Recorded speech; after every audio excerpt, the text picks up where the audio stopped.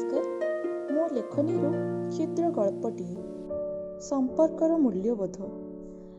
ନିମ୍ନ ମଧ୍ୟବିତ୍ତ ପରିବାରରେ ସମ୍ବିତର ଜନ୍ମ। ପରିବାର କହିଲେ ଘରର ମୁରବୀ ଅଶୋକ ବାବୁ, ତାଙ୍କ ଧର୍ମପତ୍ନୀ ମୀନାକ୍ଷୀ ଓ ଗୋଟିଏ ମାତ୍ର ପୁଅ ସମ୍ବିତ। ଅଶୋକ ବାବୁ ଥିଲେ ଭୁବନେଶ୍ୱରର ଏକ ସରକାରୀ ଅଫିସରେ କିରାଣୀଟିଏ। ସ୍ୱଳ୍ପ ଦରମାରେ ସେ ପୁଅ ପାଇଁ ସବୁ ସୁବିଧା ଯୋଗାଇ ଦେବାକୁ ସବୁବେଳେ ଚେଷ୍ଟାରତ। ତାଙ୍କର ସ୍ୱପ୍ନ ପୁଅ କିଭଳି ପାଠ ପଢ଼ି ବଡ଼ ମଣିଷ ହେବ, ଉଚ୍ଚ ପଦବୀରେ ଚାକିରି କରିବ। ସମ୍ବିତ ମଧ୍ୟ ଥିଲା ଜଣେ ମେଧାବୀ ଛାତ୍ର। ଏ ଅଭାବୀ ସଂସାର ଭିତରେ ବିତିଗଲାଣି 25 ବର୍ଷ। ସମୟର ପରିବର୍ତ୍ତନରେ ଘରର ଆର୍ଥିକ ସ୍ଥିତି ମଧ୍ୟ ସୁଧୁରିଲାଣି, କାରଣ ଏବେ ସମ୍ବିତ ଜଣେ ସୁନାମଧେୟ ବୈଜ୍ଞାନିକ। ପୁଅ ପାଇଁ ଅଶୋକ ବାବୁ ମନେ ମନେ ଭାରି ଗର୍ବ କରନ୍ତି। ସେ ସବୁବେଳେ ମୀନାକ୍ଷୀକୁ କୁହନ୍ତି, ଦେଖିବ ଏବେ ଆମର ଆଉ କିଛି ଦୁଃଖ ରହିବନି। ପୁଅ ପରା ଏବେ ବଡ଼ ଲୋକ ହେଲାଣି। ପୁଅକୁ ହାତକୁ 2 ହାତ କରିଦେଲେ ଆମେ ଚିନ୍ତାମୁକ୍ତ ହେଇଯିବା। ତାଙ୍କ ଜୀବନର ସଞ୍ଚିତ ଅର୍ଥକୁ ସେ ପୁଅର ପାଠପଢ଼ାରେ ସାରି ଦେଇଛନ୍ତି। ଏବେ ସମ୍ବଳ କହିଲେ ଜମି ଖଣ୍ଡିଏ। ଭାବିଥିଲେ ପୁଅକୁ ବାହା କରାଇ ପୁଅ ବୋହୂ ପାଖରେ ଶାନ୍ତିରେ ଅବଶିଷ୍ଟ ଦିନ ସବୁ କାଟିଦେବେ। କିନ୍ତୁ ପୁଅର ଉଚ୍ଚାଭିଳାଷ ତାକୁ ଟାଣି ନେଇଥିଲା ସୁଦୂର ଆମେରିକାକୁ। ସେଇଠି ସେ ତାର ଜଣେ ବାନ୍ଧବୀ ସୁଧା ସହିତ ପ୍ରେମ ବିବାହ କରିଥିଲା। ଏହା ଜାଣିବା ପରେ ଅଶୋକ ବାବୁଙ୍କୁ କଷ୍ଟ ହେଇଥିଲା ସତ, କିନ୍ତୁ ପୁଅର ଖୁସି ପାଇଁ ସେ ସେମାନଙ୍କ ବିବାହକୁ ଅତି ସହଜରେ ଗ୍ରହଣ କରିନେଇଥିଲେ। ସମୟକ୍ରମେ ପୁଅ ବୋହୂ ଆମେରିକାରେ ଫ୍ଲାଟ୍ କିଣି ରହିବା ପାଇଁ ନିଷ୍ପତ୍ତି ନେଲେ। ବାପା ମା ଯେତେବେଳେ ପୁଅ ଖୁସିରେ ବାଧା ଦେଇଥାନ୍ତେ କିପରି? ଏହା ଭିତରେ ବୟସର ଶେଷ ପାହାଚରେ ପହଞ୍ଚି ଯାଇଛନ୍ତି ଅଶୋକ ବାବୁ। ଦିନେ ମୀନାକ୍ଷୀ ପୁଅକୁ ଫୋନ୍ କରି କହିଲେ, ବାପାରେ, ତୋ ବାବାଙ୍କ ଦେହ ବହୁତ ଖରାପ। ସେ ଟିକେ ତୁମ ଦୁହିଁଙ୍କୁ ଦେଖିବାକୁ ଚାହୁଁଛନ୍ତି। ପୁଅ ବହୁତ ସହଜରେ କହିଦେଲା, ବୋଉ, ମୁଁ ସୁଧା ଏବେ ଗୋଟେ ପ୍ରୋଜେକ୍ଟ କାମରେ ବ୍ୟସ୍ତ ଅଛୁ, ଯାଇପାରିବୁନି, ସମୟ ନାହିଁ।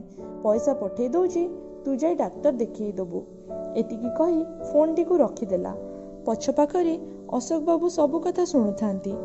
ଯେଉଁ ପୁଅର ସ୍ୱପ୍ନ ପୂରଣ କରିବାକୁ ସେ ନିଜେ କେବେ ସମୟ ଦେଇନାହାନ୍ତି, ସେଇ ପୁଅ ଆଜି କହୁଛି ସମୟ ନାହିଁ। ଆଖି ତାଙ୍କର ଛଳଛଳ ହୋଇଗଲା। ଏହା ଭିତରେ 2 ଦିନ ବିତିଗଲା। ପୁଅ ପାଖରୁ କିଛି ଟଙ୍କା ନ ଆସିବାରୁ ମୀନାକ୍ଷୀ ବାଧ୍ୟ ହୋଇ ତାଙ୍କ ଶେଷ ସମ୍ବଳଟିକୁ ବନ୍ଧା ପକାଇ ଅଶୋକ ବାବୁଙ୍କର ଚିକିତ୍ସା କରାଇଲେ। ଏହା ମଧ୍ୟରେ କିଛି ବର୍ଷ ବିତିଗଲା। ଦିନେ ଏକ କାର୍ ଦୁର୍ଘଟଣାରେ ଶିକାର ହୋଇଛି ସମ୍ବିତ। ଡାକ୍ତରଙ୍କ ପରାମର୍ଶ ସେ ଏବେ ଘରେ ବିଶ୍ରାମ ନେବେ। କିନ୍ତୁ ସେହି ସମୟରେ ସୁଦ୍ଧା ଏତେ କାର୍ଯ୍ୟବ୍ୟସ୍ତ ଯେ ସମ୍ବିତକୁ ଠିକ୍ ଭାବରେ ସମୟ ମଧ୍ୟ ଦେଇପାରୁନଥିଲା। ନିଜର ମଣିଷଟିଏ ଦରକାର ବେଳେ ସମୟ ଦେଇ ନ ପାରିଲେ କେତେ ଯେ କଷ୍ଟ ହୁଏ, ଏହା ଠିକ୍ ବାରି ହେଇ ପଡ଼ୁଥିଲା ସମ୍ବିତର ମୁଖମଣ୍ଡଳରୁ। ସମ୍ବିତର ମନେ ପଡ଼ିଯାଇଛି ତାର ସେଇ ପିଲାଦିନ। ତାକୁ ଟିକିଏ ଜ୍ୱର ଆସିଲେ ବାପା ମା କୁଆଡ଼େ ଯିବା ତ ଦୂରର କଥା, ମୁଣ୍ଡ ପାଖରେ ସେମିତି ବସି ରହୁଥିଲେ, ମୁଣ୍ଡକୁ ଆଉଁସି ଦେଉଥିଲେ। ସେ ନିଜକୁ ନିଜେ ପ୍ରଶ୍ନ କରିଛି, ଏହା ଭିତରେ ସେ ସ୍ୱାର୍ଥପର ହେଇଯାଇନି ତ? ସେ ଆଜି କେତେ ଯେ ଅନୁତପ୍ତ, ତାହା ଆଜି ବାରି ହେଇ ପଡ଼ୁଥିଲା। ଶେଷରେ ସମ୍ବିତ ନିଷ୍ପତ୍ତି ନେଇଛି ଘରକୁ ଯାଇ ବାପା ବୋଉଙ୍କୁ ଦେଖା କରିବ। ସାଙ୍ଗେ ସାଙ୍ଗେ ଫୋନ୍ କରିଛି ବୋଉ ପାଖକୁ। ପୁଅର ଫୋନ୍ ଆସିବା ଦେଖି ଅଶୋକ ବାବୁ ଓ ମୀନାକ୍ଷୀର ଖୁସି କହିଲେ ନ ସରେ। ସେ ଘରକୁ ଯିବାର ଖବରରେ ହିଁ ବାପା ବୋଉଙ୍କ ଖୁସିକୁ ସେ ବେଶ ଅନୁଭବ କରିପାରୁଥିଲା। ଅନୁତାପରେ ତା ଆଖିରୁ ଧାର ଧାର ହୋଇ ଅଶ୍ରୁ ଝରି ପଡ଼ୁଥାଏ। ସମ୍ପର୍କର ମୂଲ୍ୟବୋଧକୁ ସେଦିନ ସେ ଠିକ୍ ଭାବରେ ବୁଝିପାରିଥିଲା। ସତରେ ଏ ଦୁନିଆ ବଡ଼ ବିଚିତ୍ର। ସଂସାରରେ ସବୁକୁ ଟଙ୍କା ପଇସାରେ କିଣି ହେବ, ହେଲେ ବାପା ମା ପୁଅ ଝିଅର ପବିତ୍ର ସମ୍ପର୍କକୁ ନୁହେଁ। ବାପା ମାଙ୍କ ଶ୍ରଦ୍ଧା ଓ ଭଲ ପାଇବା, କର୍ତ୍ତବ୍ୟପରାୟଣ ତଥା କର୍ତ୍ତବ୍ୟନିଷ୍ଠା ସାମ୍ନାରେ ପୁଅ ଅନୁରୂପ ହେବା ପରିବର୍ତ୍ତେ ବିପରୀତ ପ୍ରତିବିମ୍ବଟିଏ ହୋଇଯାଇଛି। ପରିବାରର ଶୃଙ୍ଖଳ ଭିତରେ ସ୍ନେହ ମମତାକୁ ପାଶୋରି ନିଜ ବାପା ମାଙ୍କ ଆଦର୍ଶର ଅପର ପାର୍ଶ୍ୱରେ ଟଙ୍କା ପଇସାର ମୋହଜାଲରେ ଫସିଯାଇଛି ପୁଅ। ଏକ ଅମୁହା ଦେଉଳ ଭିତରେ ସେ ପାଲଟି ଯାଇଛି କାଷ୍ଠ ପାଷାଣର ଏକ ଭିନ୍ନ ମୂର୍ତ୍ତିଟିଏ ପରି। ନା କାନ୍ଦି ପାରୁଛି, ନା ହସି ପାରୁଛି। ଝୁରି ହେଉଛି ତାର ବାଲ୍ୟ ଚପଳତାକୁ।